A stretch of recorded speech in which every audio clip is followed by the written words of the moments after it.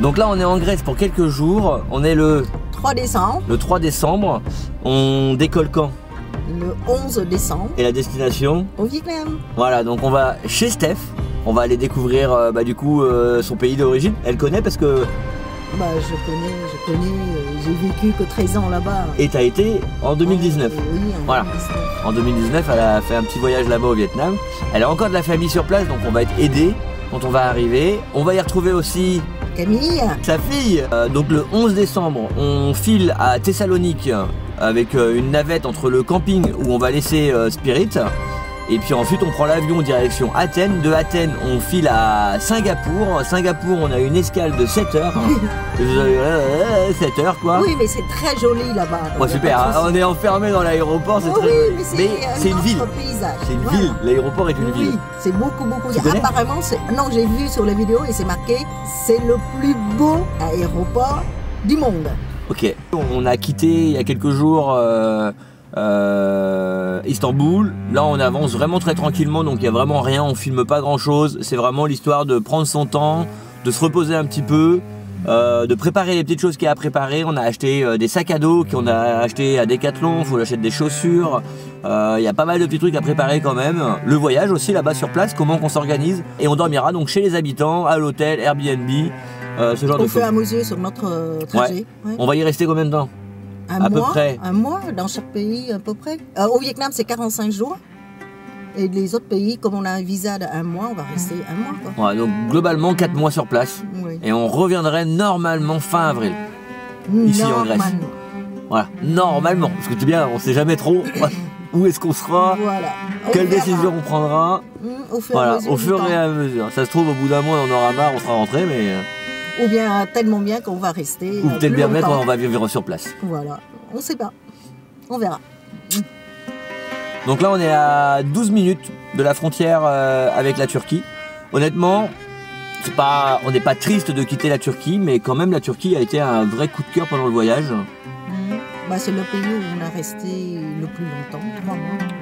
On a presque fait les 3 mois. Bah, oui. On a vu toutes sortes de paysages et on a rencontré surtout énormément de locaux. Et des rencontres... très gentils. Ouais, des rencontres fabuleuses. Oui.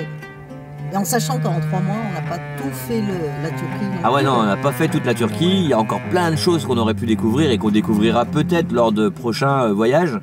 Mais voilà, si tu sais pas la Turquie, mais c'est un pays ultra accueillant. Faut pas rester dans les zones touristiques parce que tu as très peu de contact avec les locaux. Ils sont habitués au tourisme. Comme toutes les zones touristiques, quoi. On est là pour l'argent. C'est ça. Par contre, dès que tu vas dans les terres, les sourires, les bonjours, ils viennent spontanément vers toi. T'as pas besoin d'aller les chercher. Ils vont venir, ils vont vouloir t'inviter chez eux, ils vont vouloir t'inviter à consommer, à boire avec eux un thé. Partout, même dans les petites rues, hein, les petites villes aussi. Et ils sont là pour t'aider. Ah ouais. T'as besoin de quoi que ce soit, ils sont là. Ah ouais, le moindre petit souci que tu peux avoir, tu recherches quelque chose, tu demandes à n'importe qui et ils vont chercher pour toi, même s'ils n'ont pas la réponse, ils vont aller voir ceux qui peut-être auront la réponse et ils vont se renseigner pour essayer de t'aider, quoi. C'est vraiment, nous on a vraiment été... Stupéfait. Ouais, stupéfait, ouais, si tu veux. On est au début de nos voyages, on connaissait pas avant, on vivait en France, on a... voyager comme ça vite fait, tu vois bien, pour des vacances. Et donc on n'avait pas forcément eu cette approche là. Et non, sorti de l'Europe, t'arrives en Turquie, le changement est radical en termes de comportement. Mais c'est hors zone touristique. Voilà. Hors zone touristique. Après, dans certaines zones non touristiques en Europe, je me rappelle en Grèce, quand on a été avec toile filante notamment, dans la montagne, et qu'on est tombé sur le couple qui faisait le miel. Croatie. Ah oui, c'était en Croatie, pardon. En Croatie, bah oui, on n'a pas fait la Grèce. En Croatie, on a rencontré le couple, super gentil. Là, ça c'est pareil, c'est sur la piste et des locaux, montagne, des locaux en montagne. Pareil, là, tu arrives chez eux, tu leur demandes si tu peux rester. Je te mets le lien. Franchement, vidéo de dingue. Les gens, ils t'invitent, tu bois le schnapps. Oui, avec le nom. Extraordinaire. Franchement, c'est fou ce genre de rencontre. Elle te marque. Oui. Après, quand on est arrivé en Turquie, on a rencontré d'abord Bursa, on a rencontré le garage. Oui. Ça, c'était extraordinaire. Franchement, on ne pourrait jamais trouver ça en France. En fait. Ah ouais, le garage à Bursa, Toprak. Franchement, c'était dingue. Après, on a rencontré Fatih avec sa famille. Fatih, proche de la mer Noire. Proche de la mer Noire, on était frontalier avec la mer Noire et là on est là sur la plage avec Thomas, Ismé, les Pépitoy et puis donc Titeuf qui était avec nous. On est posé sur le sable et là il y a un gars qui arrive avec son petit tracteur et sa famille dans une remorque et le gars il vient nous voir spontanément pour savoir qui on est, d'où est-ce qu'on vient, tu vois s'il peut nous aider et puis finalement on communique avec lui, on échange et là on se retrouve le lendemain chez lui, dans sa maison. Préparer le petit déjeuner turc. Ouais, c'est ça, ouais. Donc Steph, elle avait été avec Ismé, avec la maman, quoi, du coup, pour aller chercher les légumes. Non, franchement, c'était extra. Après, on a rencontré qui après? Après, personne. On a quitté. C'est en Géorgie qu'on a rencontré des gens. Et cette fois-ci, après, on a traversé. C'est vrai qu'après, on a traversé et on a été en Géorgie. Ouais. Et après, quand on a retourné en Turquie, on a rencontré des gens au garage de Val. Alors après non ouais en Géorgie on a rencontré quand même aussi on a fait une rencontre incroyable aussi au milieu de la pampa de Omalo. Ouais, on était dans la vallée de Indurta et là on est tombé sur des bergers, on a été accueillis, ils ont sacrifié le veau, l'agneau pardon. Ils nous ont invités à manger, on a fait du cheval avec eux, on est resté 3-4 jours. Franchement, c'était quand même un sacré moment. On a eu c'était incroyable. Et les paysages aussi là-bas à couper le souffle, quoi. Partout où tu regardes, c'est magnifique. La liberté, à l'état pur.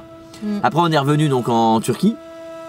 Parce qu'en Géorgie, on a beaucoup fait de pistes, mais on n'a pas forcément fait beaucoup de rencontres. On a fait que des pistes. Les locaux étaient beaucoup moins accueillants. En tout cas pour notre part à nous, de nous ce qu'on a vécu, était beaucoup moins accueillant que les locaux turcs. Et puis après on est descendu au lac de Van, là bon on a rencontré un super garagiste comportementalement parce que les réparations étaient très mal faites, mais le gars était adorable. Il nous a invités à manger chez lui, manger avec sa famille. On a resté combien 4 jours au garage. Et 3-4 jours, on a mangé avec eux midi et le petit déjeuner du matin aussi. Ouais, c'est clair. Et on a dormi dans leur garage aussi. Entre-temps, pas ça en France. Entre-temps, on avait fait Nemrut Dagui.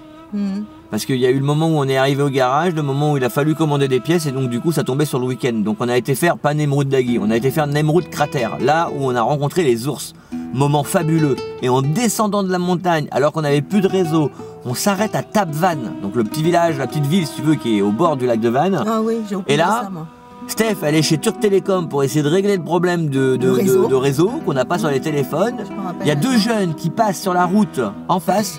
Ils klaxonnent, moi je leur fais un coucou, ils font demi-tour au feu plus loin, ils arrivent à ma hauteur et bim, ils commencent à me parler. Donc on utilise Translate, le gars il m'explique qu'il veut absolument qu'on vienne chez eux boire un café ou un thé ou ce que je veux, manger un truc, il veut nous inviter. Et je lui dis mais non, on n'a pas trop le temps, et il dit si vous avez le temps. Et du coup Steph elle arrive et pas le choix, on les suit.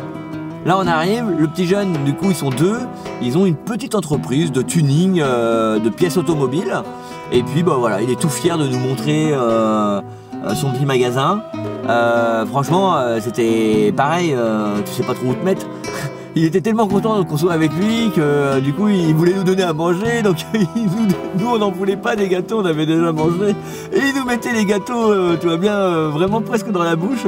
Dans la bouche. Ouais, il nous les mettait dans la bouche. C'est carrément dans la bouche. C'est clair. Et puis ils voulaient absolument nous offrir quelque chose, donc ils ont décidé de nous proposer de nous laver la voiture qui était sale. Après les pistes. On voulait pas, pour nous laver la voiture, tu vois, et puis on lui demande combien, et puis il nous dit mais non, gratuit. Et du coup, bon une demi-heure après, sur la fin, nous fallait vraiment qu'on y aille pour rejoindre le garage.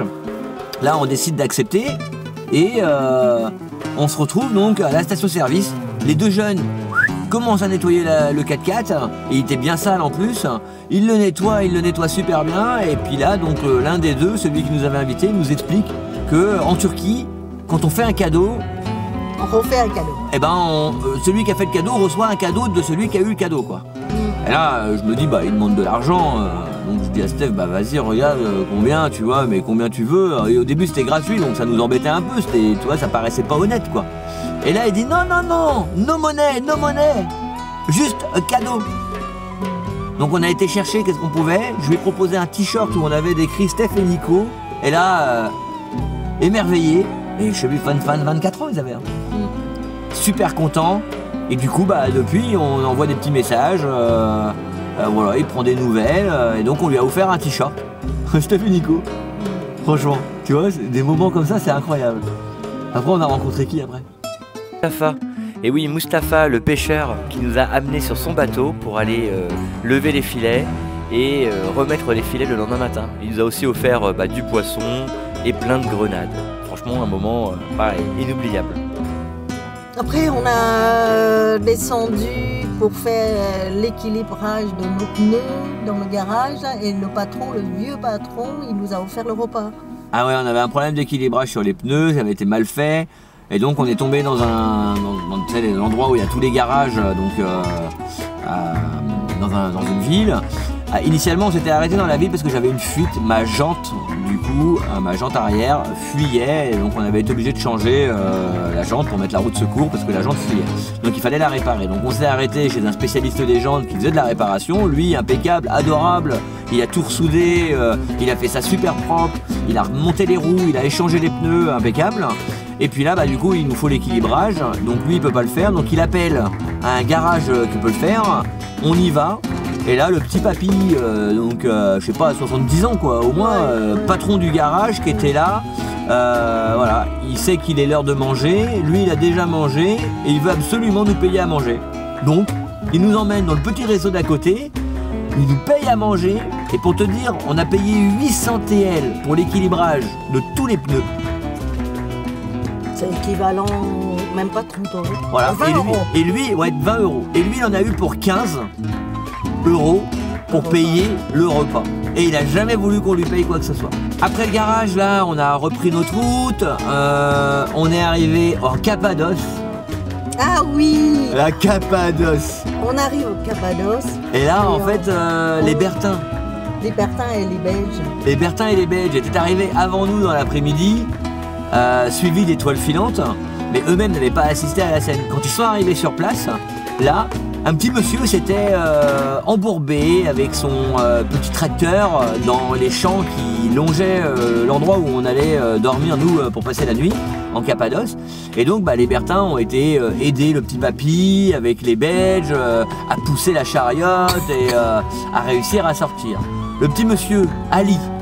Oui, il s'appelle Ali. Ouais. Ali, le petit monsieur Ali, lui, incroyable, il décide d'inviter donc les Belges et les Bertins. Les Bertins lui répondent que ils peuvent pas parce qu'ils attendent du monde, donc nous et Étoile Filante le soir même. Donc il dit pas de problème. Dans ces cas-là, vous venez demain, je viens vous chercher. Et effectivement, on a essayé d'annuler parce qu'on était nombreux quand même. On était 8, 4 couples. Et le petit monsieur Ali là, il est revenu nous chercher genre à 18h. Avant C'est des jours à 17h30. Ouais, 17h30. Et là, il nous a emmenés chez lui, dans sa petite maison, qui était à 4 km, 5 km de là. Une maison chauffée par un poêle à bois. Voilà, il y avait sa femme qui était, tu vois bien, en train de préparer la cuisine pour donc 10 personnes du coup, parce que nous 8, lui 2, donc 8. Et puis là, on commence à échanger. En plus, on a des facilités parce que ce monsieur-là, Ali, dans les années 70, quand la Cappadoce a été découverte et ouverte au public, lui-même, il a choisi d'être guide. Lui, c'est dans un des premiers guides. C'est ça. Cappadoce, ouais. C'était un des premiers guides en Cappadoce. Et voilà, incroyable moment. On discute avec lui, il parle encore franchement bien. 50 ans après, il arrive encore. Ouais. incroyable. Et voilà, il nous invite une première fois, on passe une soirée complètement folle, on n'en peut plus, on a mangé, mais t'imagines même pas la quantité. Le lendemain, donc on est d'accord, on se voit pas, et le surlendemain, donc 2 jours après, tu vois, lui il voulait absolument nous présenter sa petite maison qu'il a, une maison en fait troglodyte. Troglodyte. Oui. C'est une maison troglodyte qu'il a creusée directement dans les Cappadoces, quoi, sous son terrain. Et donc il a défini qu'il venait nous chercher à 14h pour nous montrer la petite maison et nous faire boire un thé. Oui, nous, partons de ce principe-là. C'est ça, nous, on a mangé. On a mangé le midi, tu vois bien, à midi. Qu'est-ce qu'on a mangé ce jour-là? Ah oui, j'ai fait un poulet ce jour-là. Peut-être bien un poulet, ouais. Et là, bien mangé, en tout cas. Incroyable. Mais Ali vient nous chercher, 14h, on arrive chez lui, nous, on est persuadé qu'on va être pour là-bas pour le thé, on voit la petite maison troglodyte, tu nous invites, et quand on rentre, on sent les odeurs de nourriture, et surtout on voit que sa femme est en train de préparer une sorte de couscous. Ouais, on prépare une sorte de couscous, et en plus il y avait une espèce de tarte au fromage qui était déjà préparée, donc là on dit à Ali que on a déjà mangé, qu'on s'était pas compris, qu'il y a erreur, nous on était là pour un thé, mais lui non, vous mangez, hein. Tu vois bien, t'as pas le choix. Et du coup, on a tous été obligés de se forcer. On a se forcer, alors c'était adorable, tu vois. Mais on a mangé un deuxième repas. Et vraiment un repas, quoi. Tu vois, avec des tartes au fromage, du couscous. Tarte au fromage, couscous et un dessert après. Et un dessert après. C'était incroyable. Ouais. Franchement, incroyable. Et puis là on s'est dit au revoir avec Ali. Et puis nous ensuite on a repris notre aventure. Et puis voilà, après on n'a pas fait de rencontre particulière. Si, on a eu la rencontre pareil d'un berger. Alors lui au lac de Sel. Au lac de Sel. Bon voilà, petit berger, tu vois, qui surveille ses petits moutons. Lui il avait un âne. Et puis là le berger il est venu de lui-même avec ses chiens. Il a commencé à parler avec nous, il nous a parlé de certains voyageurs qu'il avait déjà rencontrés, notamment l'étoile filante, Lisa, dont il se rappelait parfaitement bien, elle lui avait marqué l'esprit un petit peu. Mais on avait eu les échos déjà avant, donc on savait qu'il y avait le berger avant qu'on arrive quand même. Voilà, il aura pris une petite photo avec Steph, comme ça, bien proche, mais pas plus. Ah ma chérie. Puis après, voilà, après on a récupéré... après nous, quand on nous il a eu les Bertins. Il a eu les Bertins. Ouais, c'est ça, les Bertins avaient été après, et puis bon, voilà, il était un petit peu collant aussi apparemment. Et ce qui est sûr, c'est que nous, après on a eu Quentin, on a fait Istanbul, et puis maintenant là on est sur la route.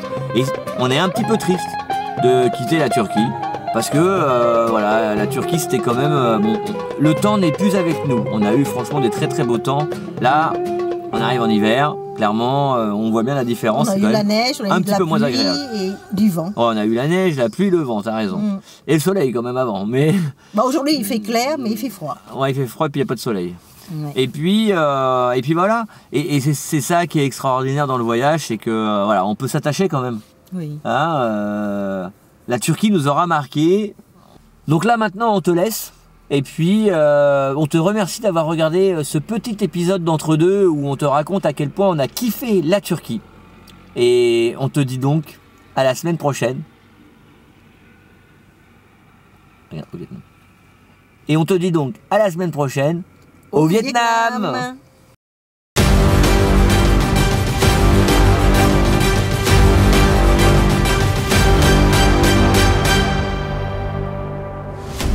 Bon, là on est sorti de l'avion, c'est chaud patate quoi. Et si l'enregistrement est fermé, on rate le vol quoi. Donc on speed, mais on n'a pas le choix. Si tu aimes nos aventures, alors like, commente et abonne-toi.